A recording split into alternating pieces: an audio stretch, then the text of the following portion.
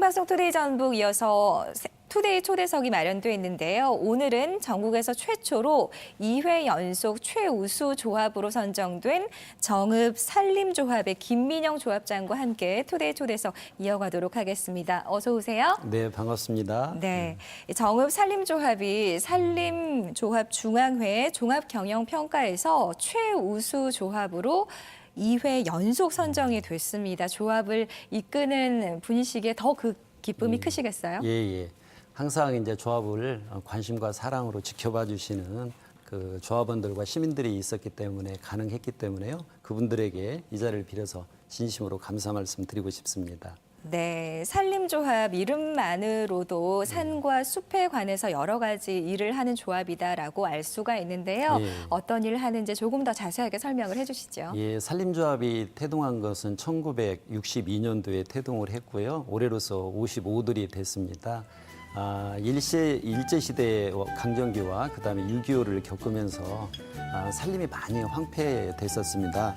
이런 민둥산을 복원하기 위해서 민과 관 또 그리고 산림조합이 힘을 합쳐가지고 산에 나무를 심고 가꿈으로써 세계에서 가장 빠른 시간에 산림이 녹화에 성공한 나라가 됐거든요. 네. 그래서 많은 나라로부터 이제 부러움을 사고 있습니다. 이후에도 사유림에 대해서 체계적인 관리를 하는 경영 지도를 하고 있고요.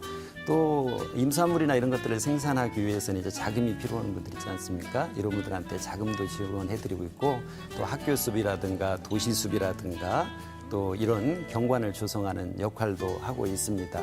그리고 이제 나무 시장이라든가 버섯 종균 같은 경우를 보급해서 버섯 같은 경우도 누구든지 쉽게 좀 재배할 수 있는 그런 환경도 만들고 있다고 보시면 되겠습니다. 그리고 이제 산에 오르다 보면 나무 같은 거 잘 이름을 모르는 분 있지 않습니까? 그러면 나무 이름표 달아주기도 하고요. 또 땔감 나눠주기나 이런 행사들을 통해서도 조합원들이나 시민들에게 가깝게 다가서는 조합이 될 수 있도록 노력을 하고 있습니다. 항상 저희가 생각할 때는 이제 조합원들이 있기 때문에 조합이 있고 또 상생하고 발전할 수 있지 않습니까? 그래서 항상 조합원들의 그 소득이나 발전을 위해서 노력하는 그런 조합이라고 생각하시면 되겠습니다. 네, 화면으로도 봤습니다만 정말 정읍 산림조합에서는 많은 활동을 해오고 있는데요. 전국적으로 얼마나 많은 산림조합이 있고 또 전라북도 지역에는 또 산림조합이 얼마나 있을까요? 예, 전국에는 지금 142개 산림조합이 있고요. 전라북도에는 14개 시군이 있지 않습니까? 근데 완주하고 전주가 합쳐져 있기 때문에 13개의 산림조합이 지금 활동을 하고 있습니다. 네, 2회 연속으로 최우수 조합으로 선정된 것은 전국에서도 처음 있는 일이라고 들었습니다. 선정의 비결이 또 따로 있겠죠? 아무래도 이제 조합원과 조합이 함께하는 조합으로서 조합원들의 그 사회적, 문화적, 경제적인 지위 향상과 또한 그 복지 증진을 위해서 노력을 하고요.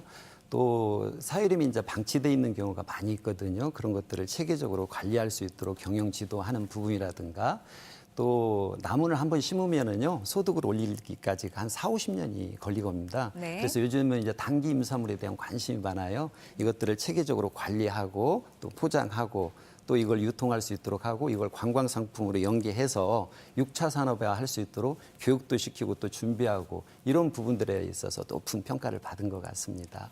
네, 기사를 보니까요. 지난해 정읍 산림조합에서 활동상 중에 내나무 갖기 캠페인 이런 것을 또 지속적으로 하셨더라고요. 예. 이건 또 어떤 사업일까요? 예, 나무를 심는 것은 어떻게 보면 미래에 대한 희망을 심는다고 많이 합니다. 그래서 주민들이나 시민들이 본인이 생활하고 있는 주변 환경은 푸르고 아름답게 가꿨으면 하는 그 바람에서 일시민 일나무 갖기 운동을 펼치고 있습니다. 네. 그래서 해녀마다 나무나 나주기 행사를 하고 있는데요. 올해도 산림청과 함께 약 고객당 한 5번에서 7번 정도 지금 준비를 해서 한 5,000번 이상 나무나 나주기 행사를 하려고 합니다.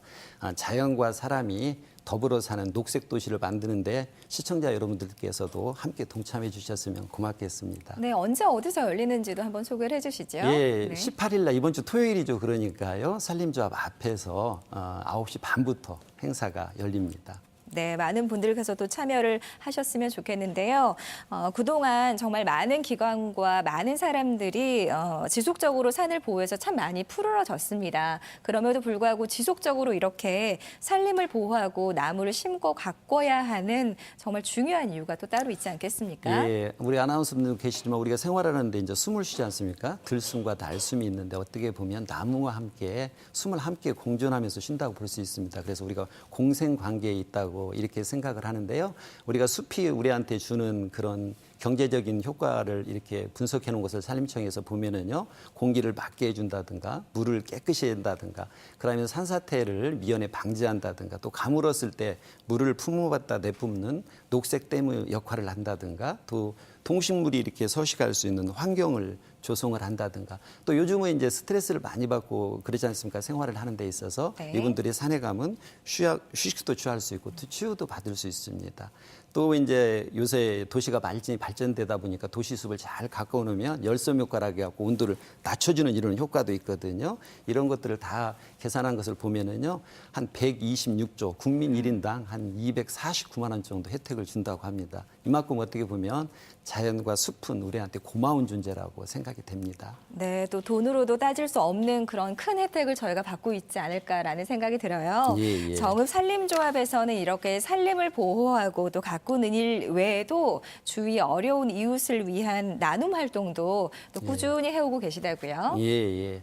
우리가 보통 일반 사람들은 산을 가는 것이 그렇게 어렵지 않지만 장애를 가진 사람들은 사실은 산을 한번 간다는 것이 꿈일 수도 있습니다. 굉장히 그래서 어렵습니다. 그렇죠. 네. 그래서 직원들과 함께 손을 마주 잡고 어깨 동무하고 덜어는 업기도 하고요. 정말 이제 또 장애가 좀 심한 분들은 휠체어를 타고 산 정상에 같이 올랐을 때 그 즐거워했던 모습이 지금도 선합니다. 그때 저희가 오히려 더 행복했던 것 같아요. 그 순간에는요. 이 이외에도 땔감 나눠주기 행사를 한다든가요. 또 기계톱을 쓴다든가 애치기를 쓰는 분들한테 무상으로 수리를 해준다든가, 또는 그렇지 않으면 그 쌀 나눠주기를 한다든가, 또 산행을 하다 보면 이제 이름을 잘 모르는 나무들이 있지 않습니까? 이런 거에다 네. 이름표를 달아준다든가, 또 학생들한테 푸른 꿈을 갖기 위해서 장학금을 전달한다든가, 또 이용권을 전달해서 조합원들이 조합을 자연스럽게 이용할 수 하게 한다든가, 이런 여러 가지 활동을 같이 조합원들과 또 시민들을 위해서 하고 있습니다. 네, 이렇게 산림조합에서는 사회 나눔 활동을 또 지속적으로 해 나가는 이유도 분명히 있으실 텐데 또 그 밖에도 또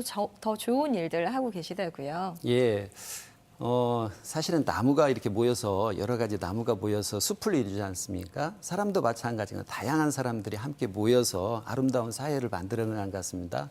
근데 사회라는 것은 또 어두운 것도 있고 또 힘들어하는 사람도 있는 것 같아요. 이분들에게 손을 내밀어주고 함께 또 어두운 것을 좀 밝힐 수 있는 배려의 마음이 있으면 그 세상이 좀 더 훈훈하고 아름답지 않을까 이렇게 생각을 합니다. 그래서 조합에서는 학생들에게 장학금을 전달하는데요. 나무와 같이 이렇게 커서 공익적인 기능도 좀 하고요. 바르게 자라서 많은 사람들한테 도움도 되고 또 어두운 곳에 빛이 되는 그런 학생들이 되기를 하는 바람에서 장학금을 전달해주고 있습니다. 근데 가끔 이제 아쉬운 때가 있어요. 장학금을 줄 때마다 사실은 신청하는 분들은 많은데 전체적으로 다 줄 수가 없기 때문에 그럴 때는 좀 아쉬운 마음도 있습니다. 네. 오늘 투데이 초대석에서는 정읍산림조합의 김민영 조합장과 함께 여러 가지 이야기를 나눠보고 있는데요. 아무래도 전국적으로도 산림조합이 가장 바빠지는 시기가 바로 봄이 아닐까 싶습니다. 많이 바쁘시죠? 예, 맞습니다. 요즘 어떤 활동 주력하고 계십니까? 예, 아무래도 이제 봄이 되면 산에 이제 나무를 심는 게 가장 큰 일이죠. 그래서 나무를 지금 심고 있고요. 또 한 가지는 우리나라 국민들이 제일 좋아하는 아마 나무가, 그리고 애국가에도 나오는 나무가 소나무입니다. 근데 소나무가 재선충으로 해서 많은 피해를 보고 있습니다. 그래서 이 재선충을 미연에 방지하기 위해서 여러 가지 다각도로 방법을 지금 동원하고 있고요. 노력을 하고 있습니다. 재선충에 대해서 제가 간단히 좀 설명을 드리면은요. 한번 그 소나무에 기생을 하게 되면은요. 한 쌍이 20일에 한 20만 발까지 이렇게 번집니다. 네. 그래서 재선충을 어떻게 보면 사람으로 비유하면은 에이즈라고 할 정도로 이렇게 무서운 병이거든요. 한 번 발생을 하면 치유할 수가 없습니다. 그 가장 큰 이유는 나무가 성장을 하기 위해서는 뿌리를 통해서 수분과 영양분을 흡수해서 이렇게 생장을 해야 하는데요. 네. 그 통로를 차단을 해버립니다. 그래서 한 번 감염이 되면 거의 100% 고사한다고 봐야 하거든요. 그 증상은 어떻게 나타나냐면요. 우산 대같이 밑으로 이렇게 땅을 보고 이파리가 시들어버리는 이런 증상이 나타납니다. 근데 이게 제선충이 사실은 본인 스스로가 이동할 수는 없습니다. 충이기 때문에 솔소염 하늘소라는 그 매개체를 통해서 이동을 하거든요. 네. 그래서 이 솔소염 하늘소가 서식할 수 있는 공간을 없애고 또 이동하는 것을 차단을 한다든가 이렇게 해서 방지할 수 있는 방법이 있습니다. 그리고 또 수간 주사를 놓는다든가 이런 방법으로도 지금 예방을 하고 있거든요. 그래서 시민 여러분들께서도 시청자 여러분들께서도 혹시 산에 가신다든가 등산을 할 때 소나무 같은 거에 이상 징후가 있으면 행정기관에다 연락을 해서 소나무를 지키는 일에 함께 동참하면 좋을 것 같습니다. 네, 또 봄에는 또 날씨가 따뜻해지면서 산행을 하시는 분들, 계획하시는 분들 참 많이 있습니다. 그로 인한 산불도 잦다는 것이 참 안타까운 점인데요. 더욱 신경을 써야 하는 부분입니다. 예. 우리나라 지금 산불을 나는 걸 보면은요, 연 한 550회 정도 이렇게 산불이 난다고 합니다. 근데 그 산불이 보통 봄에 한 70% 정도가 난다고 이렇게 합니다. 그건 이제 계절적인 이유가 있는데요. 첫째는 건조한 날씨고요. 두 번째는 이제 그 나무가 겨울을 탔기 때문에 수분이 없습니다. 그리고 이파리가 떨어져 있기 때문에 이렇게 불시시의 역할을 하고요. 네. 또 계절풍이 부는 이유도 있고요. 또 침엽수림에 대해서는 송진가리가 나와가지고 불이 한번 나면은 끄기가 힘드니 그래서 이제 많은 큰 불로 이렇게 확대되는 경우가 있습니다. 근데 우리나라에서 나는 불들은 거의 인재이기 때문에 우리가 조금만 주의하면은 산불을 방지할 수 있거든요. 그 첫 번째로는 입산을 할 때 나이타를 쓴다든가 뭐 취사행을 한다든가 이럴 때 좀 조심하고요. 또 봄이 되면 이제 밭이나 논 같은 거 뚝을 이제 태우는 그런 문화가 있지 않습니까? 이럴 때 조심을 해야 되고요.